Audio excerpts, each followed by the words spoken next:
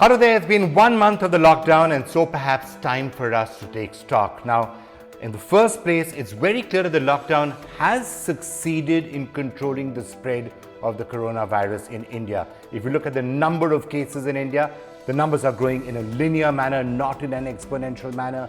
The actual growth rate of active cases down to something like 5 or 6% right now, which is not that bad, doubling rate now in the double digits. So the spread is under control. Actual number of cases are going up, but the spread is under control. And that's particularly true when you look at the death rate. Yes, a certain number of people have died of coronavirus, but if you look at the absolute numbers and the rate at which deaths are growing, it is again seemingly under control. But the question that many people are going to ask is what happens when the lockdown is lifted? Because then the spread could start off all over again. And then what has this entire lockdown been for?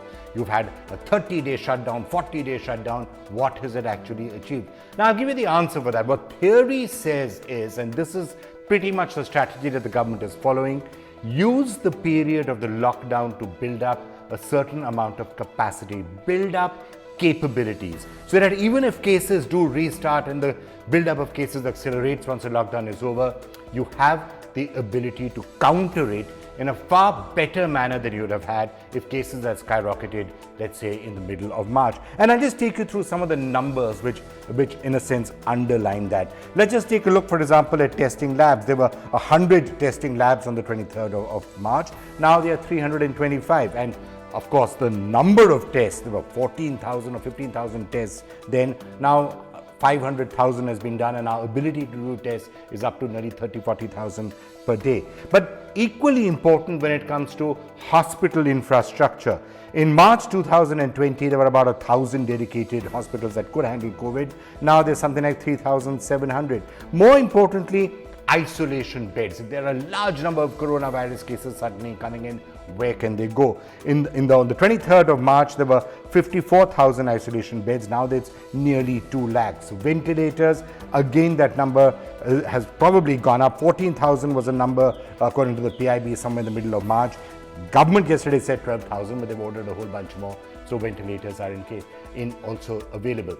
What does all this basically mean? It means that if, God forbid, there was to be a surge in coronavirus cases, India could probably handle numbers way more than they are right now.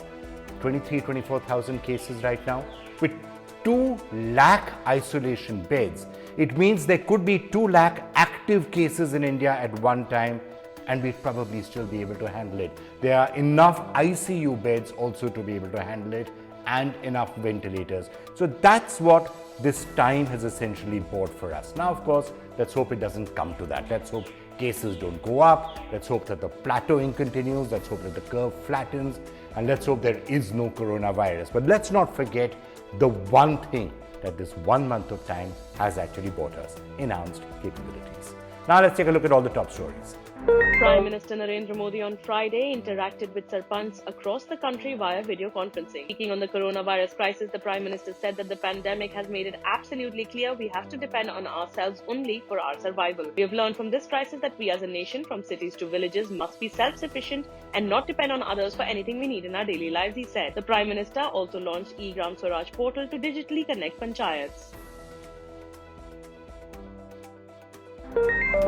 Delhi Chief Minister Arvind Kejriwal on Friday said that plasma therapy trials on 4 coronavirus patients in Delhi have produced encouraging results. He added that after a few more trials, his government would seek permission from the centre to use the treatment on a large scale. Kejriwal, however, cautioned that these are only early results and we must not think we have found a cure for coronavirus. Plasma therapy involves the transfusion of plasma from a recovered coronavirus patient to a critical patient. As the government prepares a roadmap for post-lockdown period, reports say it has come up with the mantra of minimum mobility and maximum work for Indians. Although the centre has not yet finalised whether the lockdown will be extended after May 3rd, there have been several discussions on the way forward, especially since reviving economic activity is a crucial priority. As part of the plans currently being discussed, reports suggest office executives will be encouraged to continue from home, while production plants and factories will be told to increase and stagger shift timings so that mobility can reduce and social distancing norms can be followed. A final decision on the lockdown will be taken after Prime Minister Modi speaks to all chief ministers. In its daily press briefing, the Health Ministry said that in the last 24 hours, 1,684 COVID-19 positive cases have been reported from India, which takes the total confirmed cases in the country to 23,077. 491 coronavirus patients have been cured in the last 24 hours, taking the recovered tally to 4,748. He also said India's recovery rate is 20.57%. The government added that the nationwide lockdown has been effective in controlling the spread of coronavirus infection, and India's doubling rate has also gone up to 10 days. कि हमने जो lockdown का बड़ा फैसला इस देश ने लिया, प्रधानमंत्री जी ने ये फैसला बड़ा जो लिया, वो एक टाइमली डिसीजन था कि हम उस तरफ नहीं गए जहाँ पे कि बहुत सारी इन्फेक्शन फैलती और जान का नुकसान होता है। कि आज हमारे जहाँ पे लगभग 23,000 केस हुए हैं, तो ये इजी रिफ्लेक्शन है उसी मैथमेटिकल मॉडल की, उन स्कॉलर्स की, दिखाते हैं कि 73,000 तक आज नंबर पहुँच जाता अगर हम लॉकडाउन वाला फेज को ही अगर पकड़ें अगर। The Uttar Pradesh government will bring back migrant laborers and workers who are stranded in other states and have completed 14 days of quarantine in a phased manner. Chief Minister Yogi Adityanath on Friday instructed nodal officials to prepare a working plan for it and come up with details. After they are brought to the state borders, his government will transport them to their districts and villages by bus. Adityanath also asked officials to make preparations for keeping these migrants under 14 days of quarantine in their respective districts and to sanitize and vacate shelter homes well in time. West Bengal has officially linked 57 deaths to coronavirus for the first time. The state government's audit panel revealed that 57 patients had died in the state, but said 39 of these were due to comorbidities. The audit report also added that only 18 of the deaths were due to Covid-19. The report comes after the central government's interministerial team asked for details from the state's audit committee and raised questions over Bengal's coronavirus figures. The central team had asked if the team of doctors set up by the state to certify Covid-19 deaths were recommended by the Indian Council of Medical Research.